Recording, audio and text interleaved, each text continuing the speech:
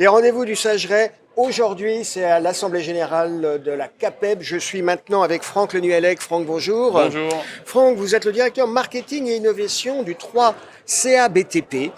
Votre actualité, c'est que vous lancez une campagne de communication. L'objectif, c'est de faire du recrutement pour la filière, c'est ça? Exactement, pour la première fois, nous lançons une campagne de recrutement digital avec l'ADEME pour recruter 50 000 candidats sur les métiers de la rénovation énergétique.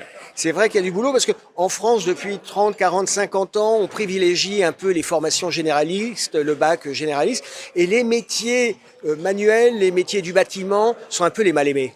Exactement, c'est vrai que les métiers du BTP riment avec pénibilité, riment avec sécurité. Donc là aujourd'hui, notre rôle est de revaloriser ces métiers-là, de montrer que le BTP est engagé dans un monde plus durable et avec des métiers qui sont à forte valeur ajoutée, qui sont bien rémunérés. Et rappelons également que l'apprentissage est une voie d'excellence. Le BTP, c'est pas que des travaux de manœuvre.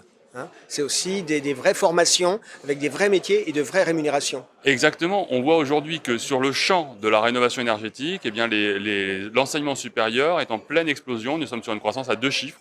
Donc ça montre bien qu'aujourd'hui, il y a de belles perspectives, que ce soit aussi bien sur du CAP ou du BP des formations de BTS ou un ingénieur. Il y a des vraies opportunités. Oui. Cette campagne de communication, elle prend quelle forme ?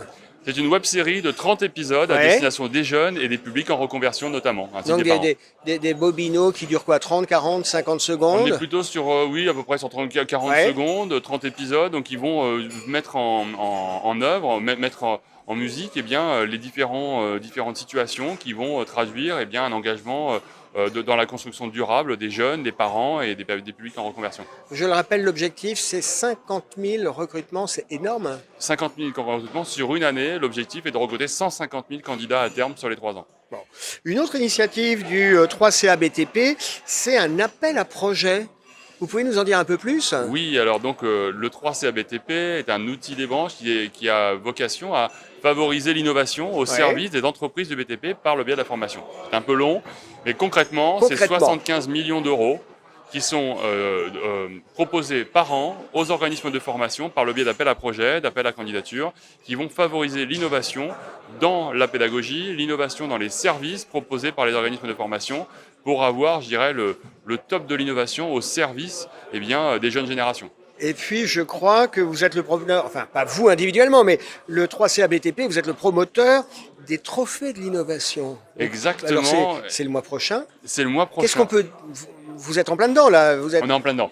Donc c'est le WinLab, donc c'est notre incubateur de l'innovation qui a lancé ces trophées.